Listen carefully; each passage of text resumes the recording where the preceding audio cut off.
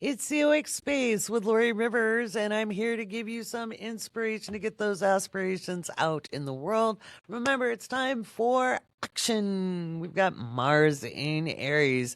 Did you feel it? Did you feel the energy change?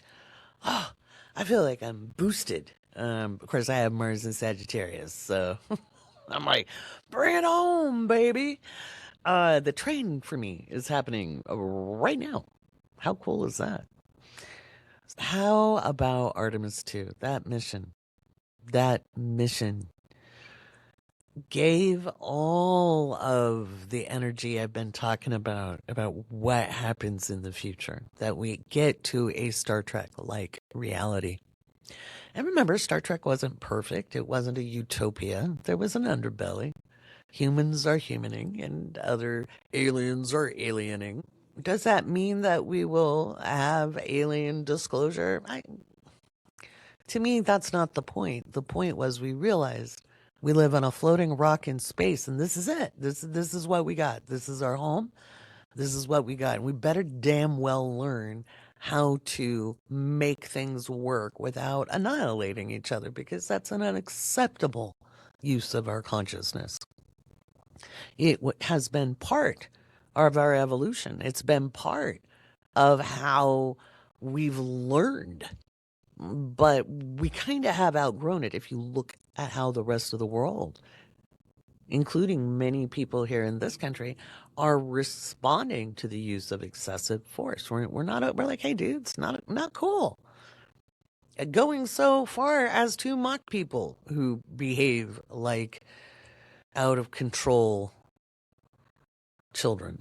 Although I hate to use children as the excuse, because I think our blaming things on kids and dehumanizing children is part of the problem. But yeah, so we're going to talk about the moon today in general and talk about how it is an activating force, and why I use the moon changes as kind of my anchor point in my predictions.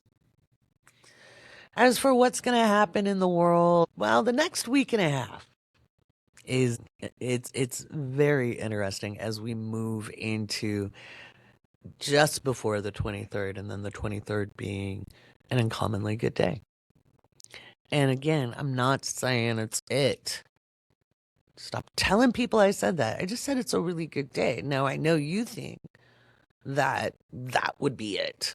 That must be what's really good. It could be a lot of things. And there's no promises on my end. So if people come for me, I'm just going to lose my temper. Don't expect me to be taking the high road when my Mars is activated right now.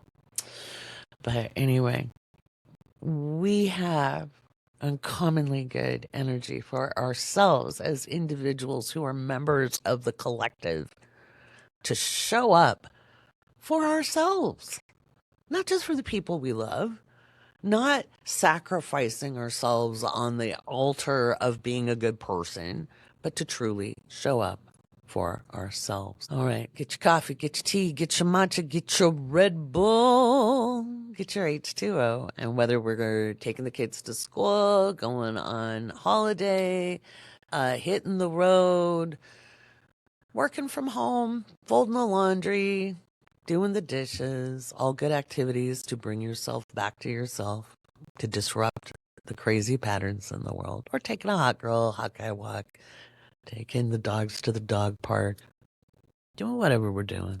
Let's do it together.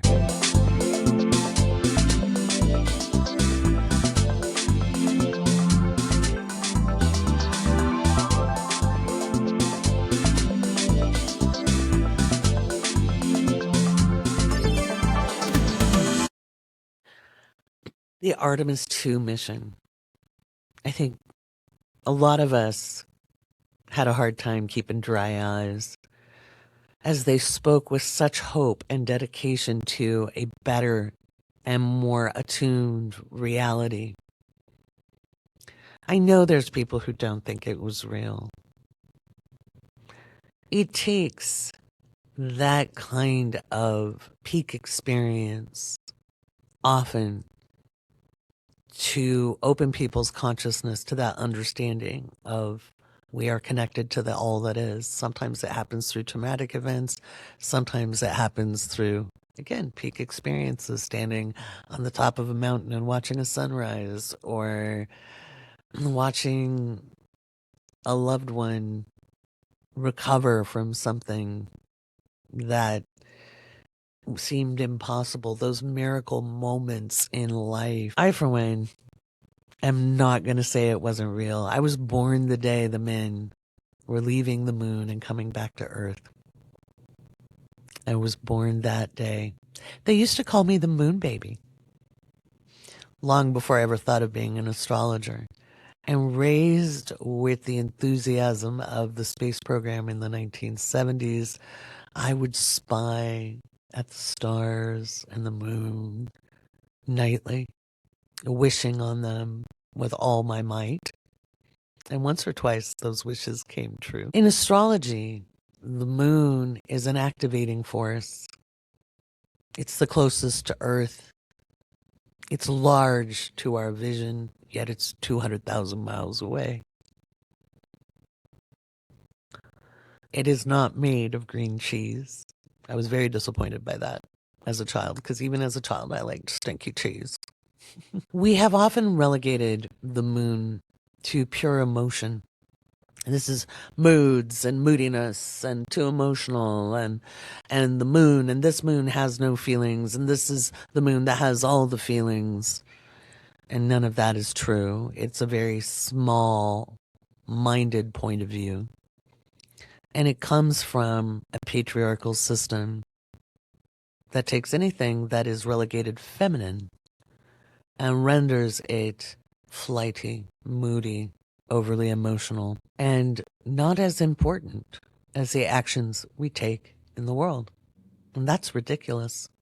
Look at all the excuses and how it's translated into day-to-day life for women to be held back because they're too emotional, and yet a man screaming or yelling or shutting down and giving the silent treatment isn't seen in the same light. I bring this up in relationship to astrology because our cultural beliefs and constructs filter into our interpretation, and that is why the moon has been relegated to, it's just emotion. But it's so much more than that. Emotions are important. And yet, we need to use emotions not as a determinist force. I am angry, therefore I will hit someone. I am sad, so I will make everyone else feel bad too. I'm in pain, and the whole world will know it, or I will isolate and waste away. That is information. Those emotions are information. Emotions are information. Information. I'm going to say it again. Emotions are information. They are not determinist. And we have not been taught that. One of the reasons the world is in the problem it is in today is because, as Einstein famously said, our technology has outstripped our humanity. We did not learn how to communicate with one another without violence, without manipulation, without codependency. And I'm not blaming you or you or you or you or the thousands of people who listen to this show. It is a collective experience. And there have been people who have been learning how to speak without violence, learning to communicate without manipulation, learning to regulate and co-regulate with each other. There's a big difference between codependency and co-regulation. The fact that we would ever expect a small child to regulate on their own when so few people understand how to do it in adulthood is ridiculous. To vilify strong feelings, strong emotions is a problem. Big feelings happen. Some people put them into action in productive ways. I was telling my father back in 2016, 2017, 2018, and 2019, every time I got angry, I donated to a project that was close to my heart. And sometimes it was $5, sometimes it was $10, sometimes it was $20. I was rebuilding my life. I didn't have a lot extra. But every time I got pissed off at the administration, I would donate money. And I would say, thank him. He pissed me off again. And I told my dad, I need to do that again. And I know I have another project I'm going to donate money to. I'm like, I got to up my donation. Every time I get pissed off, I'm going to donate to that project. Taking that anger and transmuting it into something good. That is a deliberate act. Now, I've talked a lot about our consciousness over the last couple of years. Well, actually, as long as I've had the podcast. We have our instinctual consciousness, which isn't worse. We need our instinctual consciousness. We are mammals. But when we've lived in fight or flight consistently, we often have a lower quality of life, right? We tend to. That's the facts. Been there, done that. Then we have our social cultural programming, what I call our transactional consciousness. Okay. And this is where we do our getting along in the world. Period. We do our getting along in the world, meaning we have a job, we have a role or multiple roles, right? And we make decisions based on those roles, a little bit like a default setting. I remember when it dawned on me that I didn't have to get up at 5, hit the commute, and work for somebody else. I was rattled by that because I was used to that routine. And then I had to let go of the idea of work being part of my identity because of life circumstances. And I had to learn to understand that what I was doing at home was work.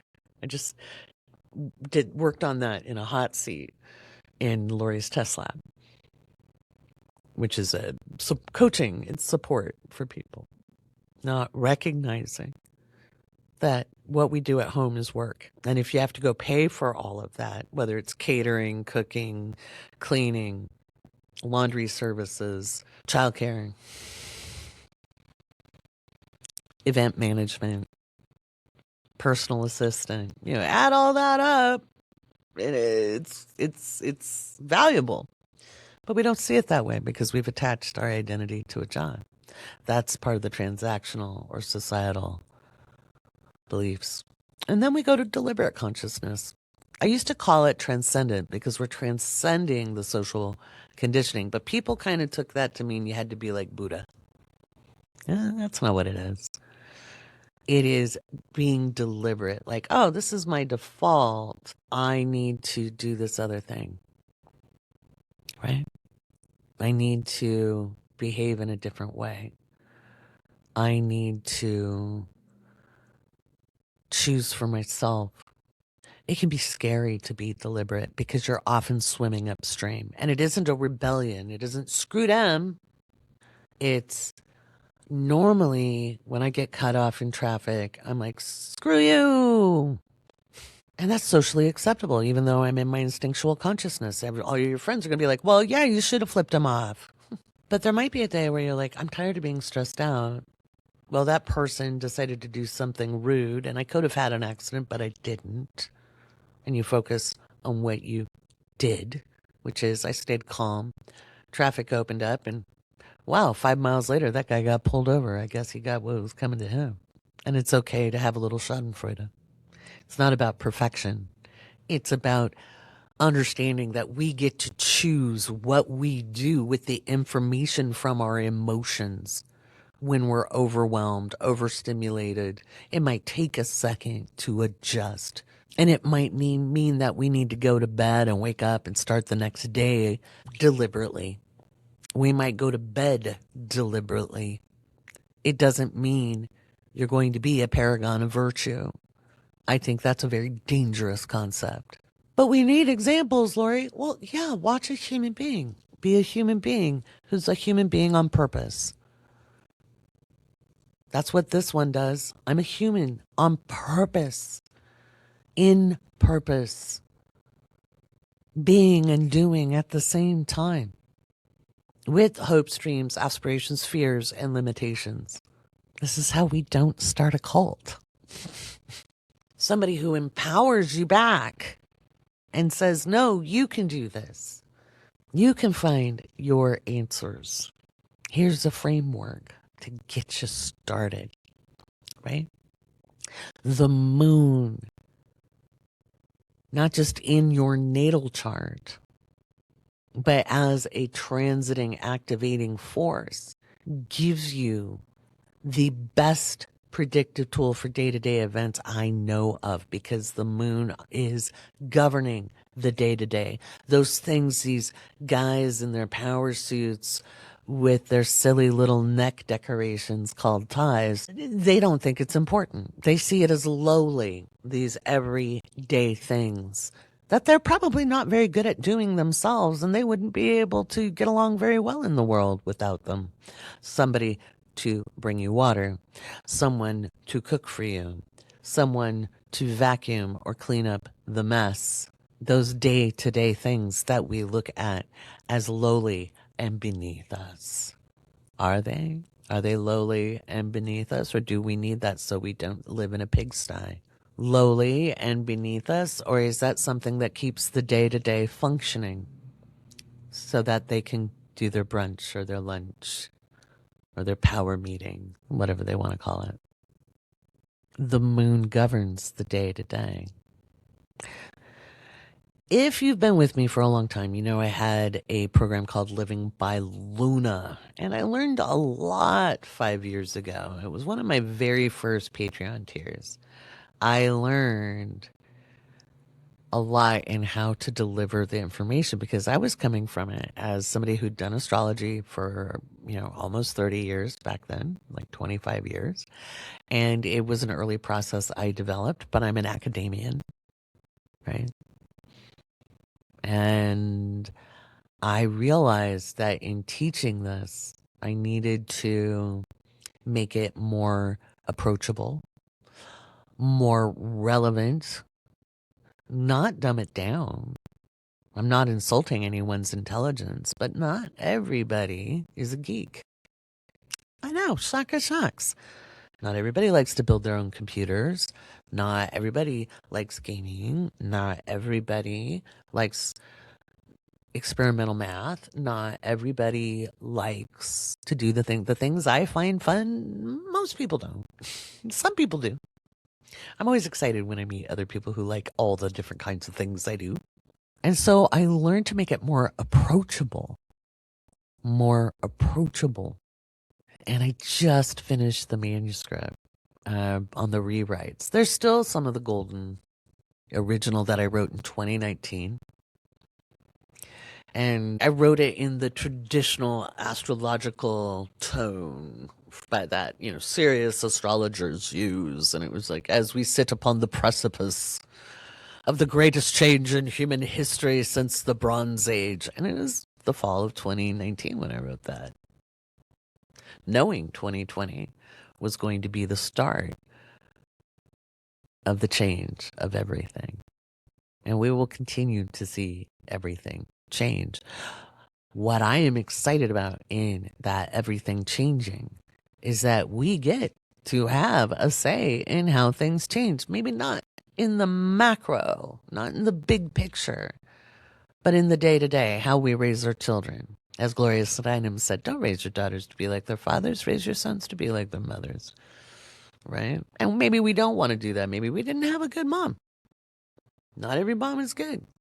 But if we're deliberate, right? And if you're a dad and you're thinking, I'm going to do this differently, well, it's hard to do it differently when we're just rebelling and doing the opposite in a reaction formation, right? That's why I've got the astrology of the child lectures. And yes, this has a lot to do with the moon, including astrology and child development and how they sequence. It's a 3-part lecture. I'm so excited about it. I taught it last year, and so you guys will be able to get that out of the shop and do it at your own pace. I just, all good stuff. We have to start looking at life a little differently and the role we play in it, because we are, each one of us, part of a greater collective. We are not separate from the collective. Our personal energy is impacted by the collective energy, and yet we are transmitters as much as we are receivers. And I say that especially as I record this with Mars conjunct Neptune. Now is the time to switch the frequency and to pour out the energy we want to see in the world, instead of lamenting what we lost, fearing what we don't understand. That doesn't help. Doesn't mean it's not normal and natural, but it doesn't help. If we can learn to tune our energy and build more of what we want to see in the world.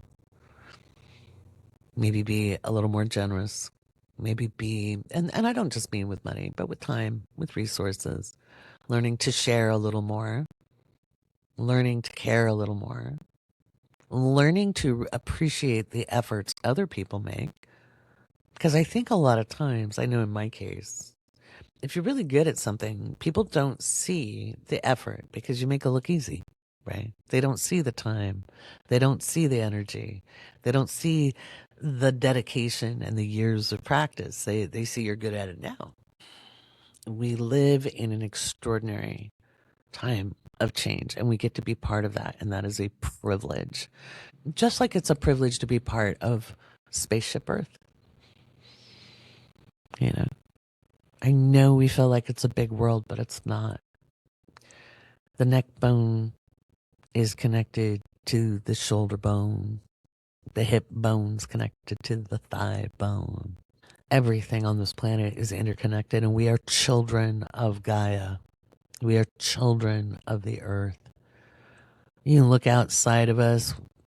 People talk about all the different life forms that are possible, and I'm not saying they're not possible. I mean, anything is possible. But the reality you're living now, in the body you're in now, is for this moment. The moon is an activating force, and how we wield our consciousness determines on how we move through that energy. I'm really excited about living by Luna. Really excited about it. Jessica will be done with it, and I found a way that you guys will be able to order it on print on demand. I am not going to deal with shipping. I do not play those games. I do not. That is not my grind. But I found a way to do that because it's a journaling process, and there's nothing that I know works more, because this is something I used and developed myself, because I was just starting to learn about transits, the move, and transits are the moving celestial bodies, and they operate outside of the chart. And I was like, well, since I'm a Cancer, should I look at lunar transits? And he was like, whatever floats your boat, Ducky. And I came up with this process. And at first I saw it more deterministic because I was in my 20s, right? And we don't like to make decisions for ourselves. We want sometimes to be told what to do, even if we claim we don't. I'm an independent thinker. I don't need to be told what to do. And yet, when we think of a deity or spirit or guidance as in charge of us, instead of a co-creative experience where we're working with all of creation, we still make ourselves subordinate. And when people are saying don't be egotistical, that's not what they're talking about. They're not saying you shouldn't be a co-creator. When they say don't be egotistical, it says don't fight for your survival. There's a big difference between being an egomaniac and understanding you have a role to play in the universe. Just understand that other people do too, and you're part of a great collective action. But so many people feel overburdened by decision. So many people feel overburdened and fear what happens when they make the wrong move. Because maybe as a child they grew up with a lot of punishment, whether it was physical and corporal punishment, or somebody just had a manipulative parent who would say, I'm disappointed in you. You made a choice. We have so weaponized that language. And it doesn't help anyone. It doesn't help you. It doesn't help your kids. It doesn't help me. It doesn't help my kids. None of that language is useful or constructive. When we understand that we are co-creating with our guidance, our higher self, our soul self, our source self, our creator, whatever you want to name it, then that agency and ability to make a decision no longer becomes an ego triggering event. Because sometimes we feel like we're going to die if we make the wrong decision. And sometimes we do die when we make the wrong decision. What's over that hip? I was talking to a friend the other day, and they feel overburdened with decisions because they had always had help in making those decisions or got to defer those decisions to a spouse. And the idea of having it all on their shoulders feels like an immense amount of pressure. And when I left my second marriage, I felt exactly like that. Oh my God, it's all on me. What if I screw it up? What if I screw it up? Even though that particular person I had left had screwed it up plenty when I either deferred to them, deferred my agency to theirs. Because we all do it. Because guess what? If you don't make the decision, you get to blame the other guy. And you got to be really honest with yourself to say that. And I remember I was driving down Highway 101 through Oregon into the Redwoods in California. One of my favorite drives. And I remember having this oh shit moment. Like if I screwed up the car, it was on me. There was no one else. I could say, well, why didn't you get the oil change? Why do I have to do it all the time? Well, guess what? I get to do it all the time now. Guess whose job it is? Guess whose job it is to, go to the grocery store? Guess whose job it is to take care of daily living things? Guess whose job it is in their business to make all those decisions? I don't get to blame anybody. The buck stops here. And it can be overwhelming, especially when you love to tell people what they're doing wrong or doing right. And I will say that was less of an issue for me. I was not a nitpicker or a control freak in that way. I was afraid to make decisions, though. I was scared of that because what if it goes wrong? So I started deliberately making bad decisions. Or what other people thought were bad decisions. They already thought me leaving my second marriage was a bad decision. I was like, oh no, this is the best decision. In 2019, I needed a new car. My car had been totaled. No, not in an accident, but it had been totaled. And I had the settlement check and I needed a car because I wasn't going to Uber to work every day. And even though my work wasn't that far, but still, I needed a car. So I took myself to a local dealership to look for a previously owned car and found a little Prius C. I'm not going to lie, it had the worst handling of any car I've ever driven. But it was in my price range. And it was the one in my price range that I felt most comfortable driving. And it had a decent safety record. I'd done my research. I purposely did not take any of my guy friends who all knew about cars. I was 50 years old. I'd never done this before. I'd always deferred the decision. I might put a word in on a color or the handling of the car. Because again, I like to drive. So I don't care what brand it is. I don't care as long as it handles well. Because I like to drive. Is it smooth in transition? Is it easy to park?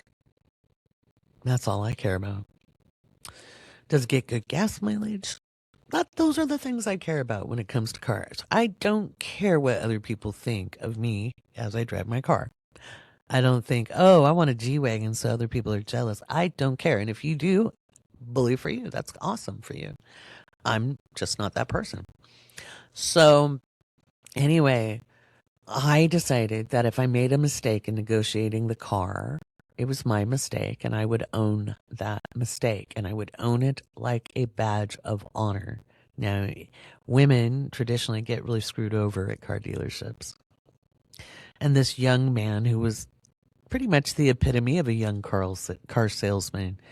And I took a look at the lot and I said, well, I already kind of know what I want. And this is what I can afford. And I want you to know I do not have credit. He's like, oh, bad credit? I'm like, no, I do not have bad credit. I have no credit. What? I've been cash basis because I was married. He had credit. I hated banks. I deferred. And you're like, are you kidding? No, was living my principles. Well, one of those principles ended up being like cutting off my nose to spite my face. And this kid, who was truly, I mean, he was a man, but he could have been my child. Okay. He was in my youngest age group. Spent 2 hours finding the best rate for me. Look, I make a mistake. I'll own it. And I know this will build credit. And it did. It did. And it was a decent car until I got my next one, which is the one I have now that I love. And then I did take a friend to negotiate at the end. I knew what I wanted, and it was a whole thing. The freedom I experienced when I finally surrendered the fear which builds up like armor against the world and living well. When I surrendered the fear and embraced self-accountability and said, if I make a mistake, I will own that. And I did. And it wasn't really a mistake. He got me a great interest rate. That liberated. It liberates us. The moon and our emotions, whether it's fear, worry, doubt, insecurity, anger, jealousy, hope, liberation, the elation, the exuberance, the joy, the love, the sorrow, the grief. All of that is part of life. And it's information that allows us to make decisions. But if we're deferring our decisions, if we're deferring them to a partner, a friend, a lover, a deity, our guidance, when we separate ourselves from spirit and do not realize we are spirit made manifest, that's ego. Oh, I'm just too little. Something bigger than me is in charge. No, that's your ego. And that is your ego trying to keep you safe, because it is so big when we look at the vastness of all that is and the smallness of being physical on Earth, as the Artemis crew found out. Because it's overwhelming to realize the truth of it. There's got to be something bigger than me. I can't be this fool making all these decisions. But what if you are co-creating with all that is? What if you are working in tandem with spirit, because you are spirit made manifest. You are spirit made physical. And it is hard to be like a genie shoved in a bottle with the vastness of all that is and who you are in your co-creative nature into this little itty bitty tiny living space. All right. I'm going to do some community news because I got some fun updates about what's happening in the awake space. And remember to thank a patron. Because of them, this podcast is ad-free and sponsor-free. We are 100% independent because of listeners. And I'm really proud of that. So, got some community news that's coming up next.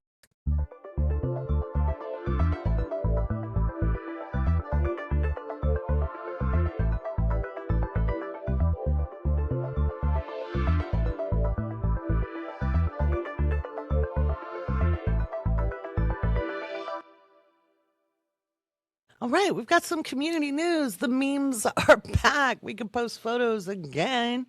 Woohoo! I did not know how universal that experience was for everybody. Some people reached out, some people didn't. I know a lot of people know I'm busy, but if you're having problems in the community as far as like with the technical stuff, me not knowing, I can't reach out to support and get it fixed. So enough people had reported to me that they were having problems that I decided, and trust me, I have been fighting with support for like 6 months. 6 months reporting issues, and they'd be like, which members? I mean, I don't know, like five different people. I don't remember who they are. Because again, when you're running things on your own with limited help, and the help I have is amazing. Amazing. Don't think I don't appreciate it, but it's still everything else is on me. So I'd get a hold of support and I'm like, you figure it out. Okay. That's your job. So I have now a rep from Patreon who is an advisor and is there to help. And I reached out to them and I was like, look, I'm making this feedback form and a survey to find out how many people are having problems. And I put it up, and almost 300 of you have answered, which is great. I would love more, because what Amanda at Patreon is doing is, if you are actually, like, if you're locked out of your account, if you can't get in, she's getting that to the right teams. Okay. So that's happened, and I fixed the meme problem. It wasn't support, it wasn't Patreon, it was me, because I've been waiting for them to make it so we can get our memes back, because the meme action in the awake space is pretty funny. Because we're a community. It's not just, me lecturing all the time. It is also a really fun community. I missed all the memes. My meme game is not always the strongest, but I enjoy other people who have a strong meme game. And so I had this epiphany, like last week was all epiphanies all over the place. And I had an epiphany, and I was like, what if I just delete the chats and we start over? And so, so it worked. And then I sent the information to tech support, who now tries to claim, oh, we fixed that for you. I'm like, no, I fixed it. So it was like clearing the cache or something. I don't know. So, anywho, meme action is back. You can have fun in the chats. And oh my god, it was the best when I was like, try the meme. I had Alicia try first. We did a test run, and then found out how many people couldn't even get into chats. I had no idea. About 30% of our respondents have had trouble accessing. So that is getting fixed. Okay. And if you personally have had a problem with your account, please fill out the form so Amanda can get this to the right team to get it fixed. Because yay, Amanda. And the one thing I will tell, I'm not mad at Patreon. They are the real deal as a company goes. Okay. I've worked with all of the teams as an ambassador. I've been an ambassador with Patreon for 5 years now, from when the program first started. I have tested a lot of new features, and I know some people don't like the new update. It just takes time to get used to, and it might have another change. I don't know. Put your feedback in. They appreciated it. It's gone to the product development team, which deals with the user interface. It's gone every team that needs it, from engineering to, the accounts, all of that, to get it fixed. Nobody's mad. We just needed to get it fixed. There was a gap in communication, right? And that's, what do? I'm the communicator. So it's fixed. And I made sure Matilda got taken care of too. So, because I'm like, she's my colleague. She wouldn't even be here if I hadn't said, hey, come on to Patreon, Hey, come on, So, anyway. So that's good news. I'm excited about that. If you're in the $15 level and up, your special savings are up. You also got advanced advance notice of ticket sales for Charts and Channeling, which is a Medium Matilda in my event that happens on May 17th. We've priced this very affordably, so we are not discounting, but we did give our members, for me, it's magazine subscribers and up. I don't remember what tier hers is called, but it's a $15 tier and up, the first dibs on those tickets. Okay. And we're going to release these to the public on the 18th of April. Okay. Of 2026. We're going to go through, June, July, and August in a deep dive. Last night, on Saturday night, because this is Monday, I always forget. I record on Sundays. On Saturday night, we did a Sassy Sears episode live for, well, for me, for magazine subscribers and up. Magazine will be out. I was finishing Living by Luna because I got to write that last article. And dear Jessica, my wonderful editor, had other stuff she needed to do this week. So she'll finish the editing and we'll get it out this week. You already have the predictions. You already have the horoscopes. I already fixed some of the issues that were there. So those have been refreshed. So you can check those out. So there's that. Once again, I want to thank everybody for their support. Whether you're a free member and you're giving us vibes, do check. If you're a free member, please check the post that I made for you. I'll make another one.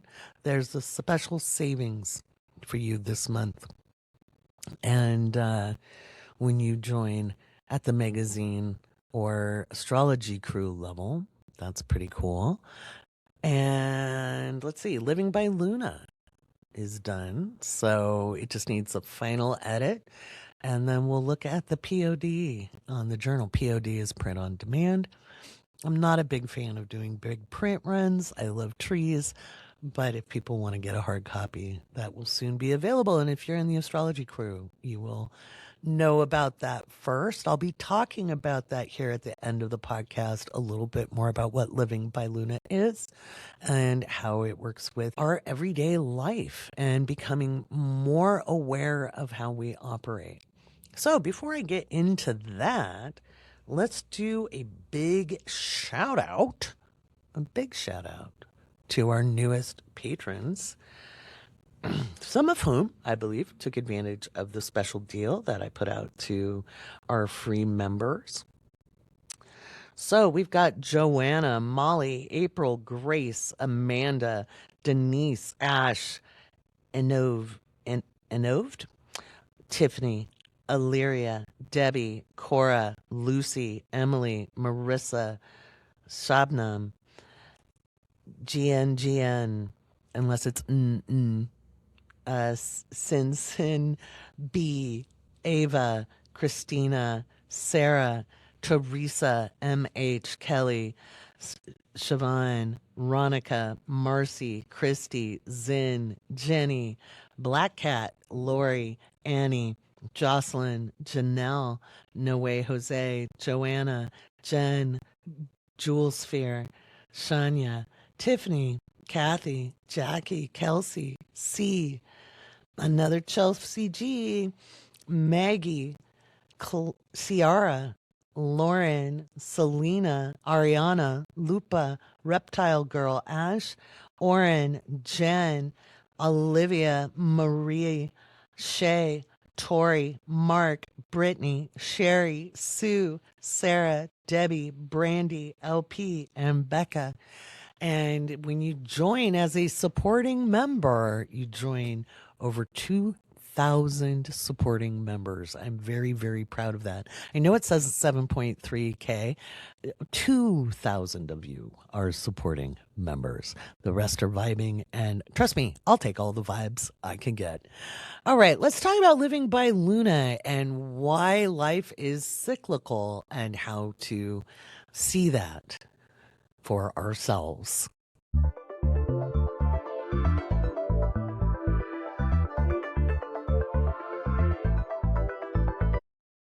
Cycles, everything. We say full circle a lot, and I've been having a lot of full circle moments lately. And it's kind of exciting. It's kind of exciting to have these full circle moments. years ago, and I just said that in the break between um, at the end of the last segment before the community news, I came up with this way of looking at lunar transits because I was a Cancerian. I was a baby astrologer, and I was like, well, maybe I should know this because the moon rules my sun. Okay. And so one of the things I noticed was there was this repetition that happened month by month. And I started being able to kind of anticipate my ups and my downs and things like that. And over the years, I developed more method to it because you can observe, like, and if you're not a trained observer, and most people aren't, I was a trained observer because of my academic training, learning how to step back out of my beliefs, my biases as much as possible. It's impossible to step out of it all and look at life and look at what was going on and just writing down the information I saw. And as a young astrologer, I made the mistakes most young astrologers make. You know, if I saw, you know, an eighth house transit, I'd be like, oh no, those 2 days are going to be shit. And they usually were because that's where my consciousness was at. And if I saw the day that, you know, I was having a first house transit, oh, I'll have all the energy in the world. And sometimes I did. You know, sometimes you usually do, but there's other things that go on. Living by Luna was one of my very first Patreon cheers. And we were using the manuscript I wrote, which was far more academic. And in fact, good old Eli, my mentee, was saying, but it's one of the best books I've ever read. And I said, yeah, and it's a little heady. You like it because you're a geek like me. And other people liked it, but it was harder to grab onto. And so what I'm always distilling information to make it more and more practical because knowledge isn't power unless you know what to do with it. You can have tons of information in your head, tons of knowledge. And if you don't know what to do with it, it's wasted. It's just taking up space. So I'm always like, we have this knowledge. How do we apply it? Okay. And that's what I developed. And so I'm very excited about it. So let's talk about the premise of life being cyclical, full circle, right? Except it's more like a spiral. It's more like the nautilus shell. And a nautilus is like a sea creature, and it's got the spiral shell. And you'll notice in a lot of traditions, spiritual traditions, indigenous traditions, the spiral represents creativity. It's not a full revolution. That's why I always say we don't want a revolution because you end up in the same place because it just goes around full circle. Spirals advance our understanding. So like in healing work, when we do energy healing, when we do deep therapeutic processes, we have a spiral of healing where we see the issue from many different points of view within. Same with life. Yeah, the moon changes signs every 54 hours, every effectively 2.5 days. On the calendar, it might look like a 3-day period. So, like when you hear my predictions, right? Sometimes it sounds like a 2-day period, sometimes it sounds like a 3-day period, but it is always 54 hours before it changes signs again. I talk about energy expressing in a spectrum. So, with Aries, you have a spectrum of expression. It is not always war. It is not always aggression. It could be assertion. It is not always selfish, but it is self-oriented. So you have people who are selfish and do not know how to play well with others. And you have those who understand that they benefit by playing well with others, right? So when we're looking at the moon's transit through the sign, and transit just means to move, okay, like mass transit, right? It's moving vehicles.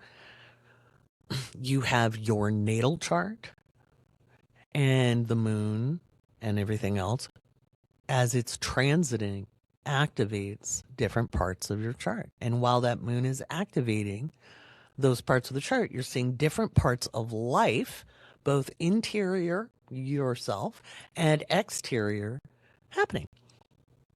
That's the premise. And observing, learning to observe. The danger zone, and I'm going to talk about this in the patron only podcast in the part 2 on this. The danger zone is when you use it predictively without an understanding of growth. When you use it to be like, those are the days I have to stay in bed, I better plan for it, you limit yourself. You're giving it a determinist action, just like I talked about. Like when we give our power away because we don't want to make decisions because we're tired and we fear failing. We fear making a mistake. It could be costly. It might cost us more money. Don't you know it's a bad economy?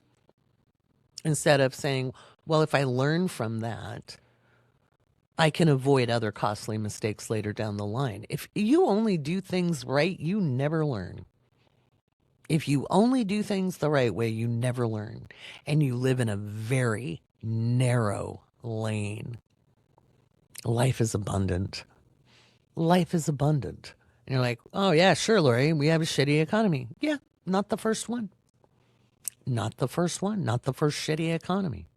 And it is still abundant because abundance isn't just money. Abundance isn't just what you're exchanging goods and services. It's not just that. Abundance is living, appreciating the moment, taking time to look at the sky and the cloud formations, taking a chance to feel the air against your skin. Life is a sensual experience. But when we're up in our head all the time and we're trying to play it safe because we're scared, we don't really live. We live within limitation. And yes, we have limits because we're physical. We're not going to be able to flap our arms and fly. But there's good things we can do. We can find our creativity and how we choose to use our perceptual lens, which includes in the natal chart, the moon, in our sensing feeling capacity, to observe the information we're getting. I feel sad. I feel angry. I feel blank. This is how I feel today. I feel hopeless. It's information. It's information. It is not determining the outcome unless you choose to make it so. And in Living by Luna, there's a whole process that helps you not make those errors as far as like damning yourself to these 6 days a month are going to be shitty for me. And the rest of them are going to be great or at least neutral. It doesn't have to be that way.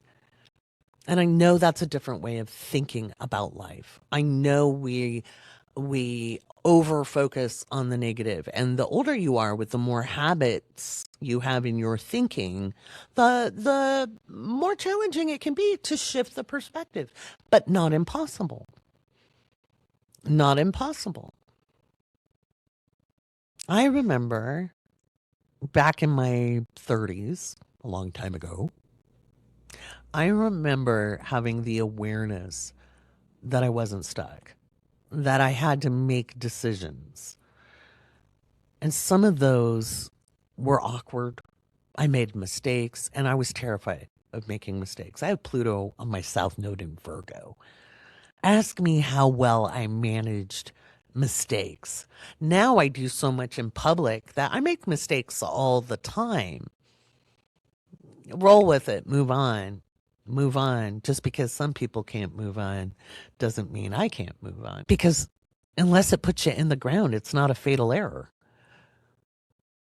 And it's only fatal to the physical. Energy is energy. Our souls are energy. Our spirit is energy.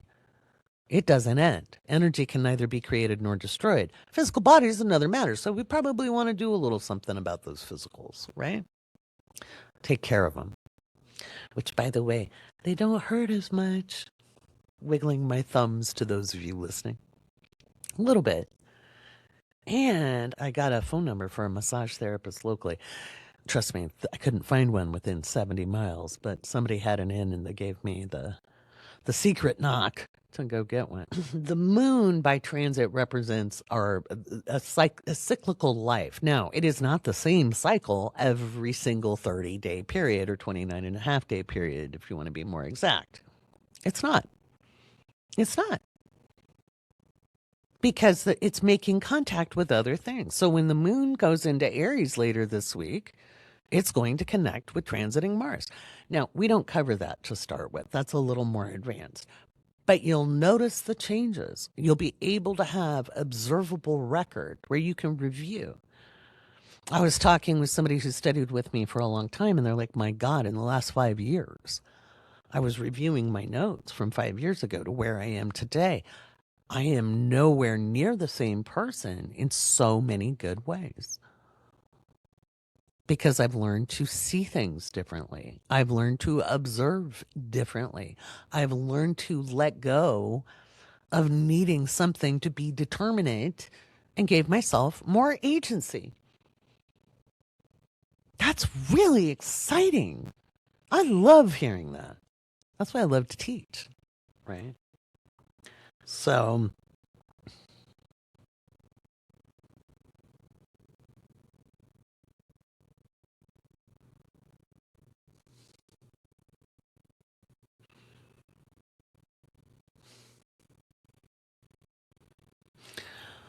so the biggest problem most people have is they see themselves as needing and requiring to be consistent. None of us is consistent all the time. We ebb, we flow, we are energized, we are depleted. There are days we are just tired. Sometimes there's weeks where we're tired or under the weather or experiencing what feels like unnecessary obstacles sometimes. Those are always information. It's not a declaration of this is how it will always be. There are questions. In fact, learning to ask yourself questions and powerful questions, not why me, because the answer is why not you? Okay. But what can I do with this energy that feels so slow? Since I'm under the weather or not feeling well or injured, she says with a grin, what is maybe one of the messages I need to receive? What am I not hearing from my guidance? What can I listen for? Maybe I need to shut up. Maybe I need to stop asking my guidance questions and I need to be open and receive the information. Because we can. Yes, I am an astrologer. Yes, I was born psychic. And I am a well-trained metaphysician. Magic user. It's a gaming reference. And yet I never play a magic user. Not really. When I play D&D, I usually play a barbarian. Because it's fun. People think they're supposed to be consistent like a machine. But we're not machines. That's one of the problems with medical science, which is now expanding from that understanding. But when I was growing up, we were treated like machines. Oh, this part broke. We got to fix that part, not recognizing that my wrist is connected to my neck. There's connective tissue, right? That's why we're just now learning about connective tissue disorders, right? Because we were only thinking about the individual parts instead of the integrated system, right? Right. So when you think you're supposed to be steady Eddie all the time and that you're not going to have peaks and valleys and that there's going to be times where you're go, go, go, go, go. And then there's going to be times where you're rest, rest, rest, rest, rest. And then everything in the middle where it's just neutral. Like it's just a day. Nothing stands out. And then we take, and I talked about this earlier, we take the day to day for granted because we only look for the big stuff. We look for the dramatic stuff. We look for the explosions and the missiles and the conflict and the drama. Look how many people are invested in celebrity gossip. There's like an entire industry around it. That's not even your life. That you're busy looking at everybody else's life except your own. Oh, this person shouldn't have done those bad things. Agreed. Agreed. But maybe if I look at my life, I can go live it instead of passing my power over to everything else. And part of passing my power is passing my attention, right? When you learn how to observe what's going on your day to day and you appreciate those small, seemingly inconsequential things, life gets a lot more interesting. I mean, hell, think about it. If you bake bread and you bake bread every day for 30 days and you pay attention to lunar transits, you could be like, oh my God, this time my bread turned out here, here, and here. And these are the days I did the same thing, but it didn't rise. Or it was a little more dense. Or for some reason, I had to bake it longer. Or, right? Same could go for crafting, art, music, podcast recordings, coding computer stuff, taking the kids to school, observing traffic patterns. Pardon me, this is my idea of a good time. I love just watching mundane life. When I was in university, a lot of my degree had a lot of history to it. And so, we're studying the important dates in history, the treaties, the wars, the disasters, the economic impacts, all of that. And I'd be like, but what happened on every day? What did they eat? So if the depletion of wheat that year was bad, what else did they eat?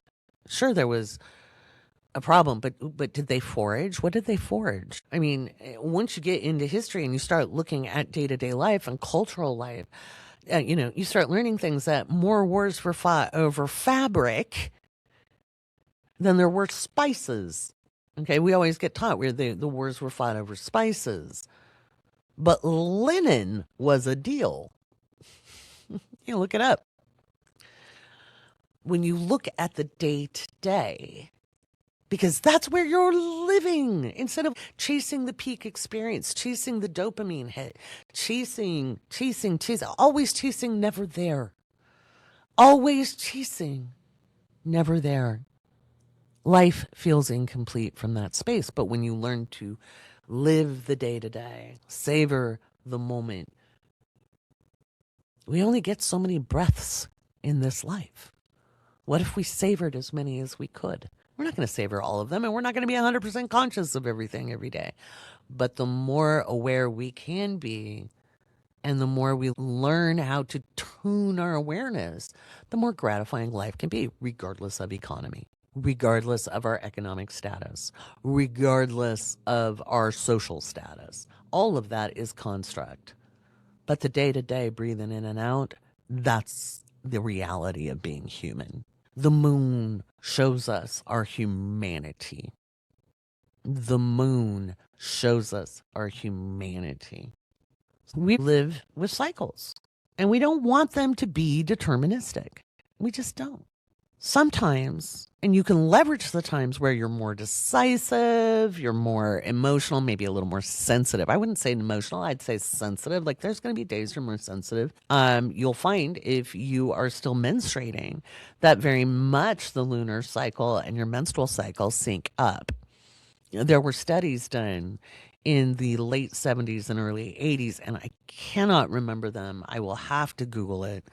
That showed about 70% of healthy, fertile uterus owners menstruated with the full moon and ovulated with the new moon. It doesn't mean you don't have a healthy uterus and ovulation cycle if it's switched. It showed about 70 to 80% of people had their periods linked to the full moon. That used to be common knowledge. People used to call it moon time. Like we heard that when I was growing up. So we have so sanitized our society that people don't talk about these things anymore, even in gendered quarters, right?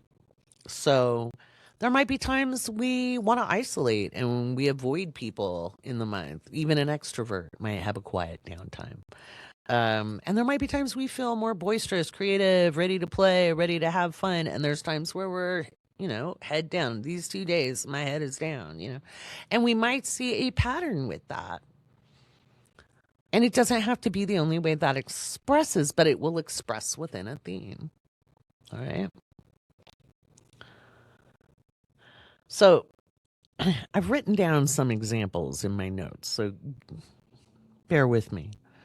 So let's talk about some of the ways this energy can express itself. So let's say you're in a business and you sit down to work and everything feels heavy. Everything feels heavy. You're like slogging through and you assume you're procrastinating. You're beating yourself up. I'm lazy. I'm procrastinating. It's this, it's that. But in reality, your system is in intake mode, not output mode. Like this would be the better time to do your research. This would be a better time to do some organizational things. This could be more of a time to listen, get feedback, do a survey, that kind of thing, versus trying to create in that energy. Emotional. You suddenly feel sensitive or reactive. Like you're really, really sensitive. Like somebody looks at you and they say, "Oh, nice hair." And you think they're being sarcastic. Or you say something and you state an opinion and somebody else says, "Yeah, and I see it this way." And you're like, "Yeah, but that's my opinion." Well, great. That's your opinion. The other person has an opinion too, right? You think something is wrong with you. Like, why am I so emotional today? I can't stop crying. Or why am I feeling like everybody's out to get me today? And maybe they are, but maybe they're not. It just happens that there's nothing wrong with you. It's maybe things are up to be examined. It's just that part of the cycle. And it's time to be a little more aware of the trigger points. And it's maybe a little, and how to disarm your triggers. Okay. Or diffuse them. Because that's actually in our power. It really is. I promise you, I've done it. And then maybe on decision makings, because we talked a lot about decision making today. Some days decisions are obvious and you can be really decisive. Everything is clear. It's clear cut. And then other days, you might as well be walking in a fog. You might as well be walking in a fog. That's not inconsistency. It's timing. Maybe it's not the day to make decisions. Maybe you need to defer decision making. Maybe you need more information. I might set an arbitrary deadline. Not even looking at my astrology because I like to live dangerously. And maybe there's a slowdown, like Healing the Money Wound, my book. I thought I'd have it done by now, which it was written, but we just finished second round of revisions. Okay. That's okay. I mean, the only person who's in charge of putting it out in the world is me. It was an arbitrary decision on the dates I wanted to have it out, and I didn't make them public because I had a feeling, because when I did look at my astrology, I was like, it's probably going to happen more out here. I can be frustrated with that and beat myself up with that, and that's fine. It gives me more time to get websites finished and emails finished and all the other things that go along with putting out information into the world. I knew I should have Living by Luna done and complete first. Guess what's done and complete first? Living by Luna. It happened. It rolled out naturally. Instead of beating myself up of, I only have a few pages left, why haven't I finished it? I didn't. I just gave myself an arbitrary, looking at the astrology, an arbitrary time in April to have it done. And it's great. Book/journal process with journal pages that help walk you through. It's a little more prescriptive than my original version, giving you more of a place to start instead of saying, well, just observe. That doesn't help. So giving you a place to start. So it's important to understand you're not here to push through your system. You're not here to run in overdrive. You're not here to just rot in bed. You're here to understand your system and to work with it. And I know it's work, but the reward, it's the one kind of work you want to do. It's not a dirty 4-letter word. It's the type of work that makes life more fulfilling. It's why Alexa said, It wasn't just her business growing 3 times 1 month and 3 times that the next. That was the most rewarding part, is that everything changed. Her sense of self changed. And living by Luna has the foundational concepts that I teach in everything else that I do. Once you can recognize patterns, you can do something with them, right? Once you recognize a pattern, you can change it. You can adapt in a different way. You adapted once, you're not broken. You adapted and you can adapt again. And it takes time and practice. You're not going to get it right the first time. There's nothing wrong with you. I swear people are addicted to abusing themselves. That's a strong statement, but it's true. Because you may have left the origin of oppression long ago, and then you do it to you. Well, I should have done that better. I was really hard on myself. I can't do this by myself. I don't know. Blah, blah, blah, blah. You can be okay with not knowing and not beat yourself up. I'm not making fun of you. I'm concerned because the reason why despots and authoritarians get away with stuff is we do half of their job for them by thinking we're incapable, by thinking we have no power, by assuming we're not good enough, that we'll never make the grade, or we can only get just so far. And everybody's going to have different roles to play in life. But if you see your role as less valuable than someone else's, if you do not see your inherent value, the fact you had a 1 in 400 trillion chance of being human, you have better odds of winning the lottery. And actually, I don't know what the exact number is, but recently I saw that the number is actually greater than 400 trillion. That makes you special in a vast universe. So I'm going to just give you a little exercise to play with, even if you're not in the Patreon. Okay. So here's what I want you to do until next week, and we'll reconvene next week. If you're in the Patreon, your patron only episode is going to go a little deeper into all of this. But what I want you to do is I want you to pay attention this week to when you have the most clarity. Okay. When do you have the most clarity? You don't even have to know where the moon's at, but just pay attention to the days you have the most clarity. What does it feel like? What does your energy feel like in your body? Things like that. When do you feel resistant? Like, no, I can't. I don't want to. Screw that. Fuck that. I don't want to. Everything sucks. The world sucks. People suck. I don't want to get out of bed. Don't make me. And then what days are you a little more sensitive? Pay attention to that. Like maybe you feel a little more emotional. Maybe you're teary. We had a lot of tears over Artemis, but they were joyful. They were hopeful. And I think we all had a little bit of grief. Not because they went and they came back safely, but because it seems like it's been so long since we had such good news collectively. By the way, there's a lot of good things that happen every single day. Now, here's what I want you to understand. Do those exercises, and we reconvene next Monday. I'm going to set some expectations. Here's the problem. You're going to notice some of the stuff. You're going to notice a few things.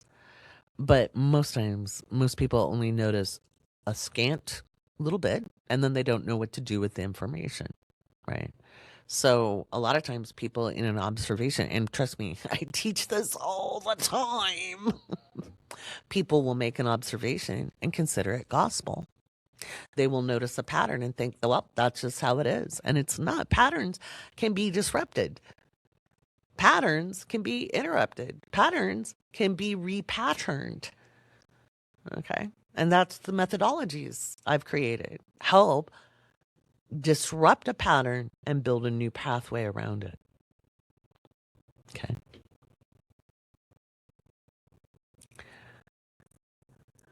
So, in the patron only podcast, I'm going to show you a little bit about tracking and what it means to observe. And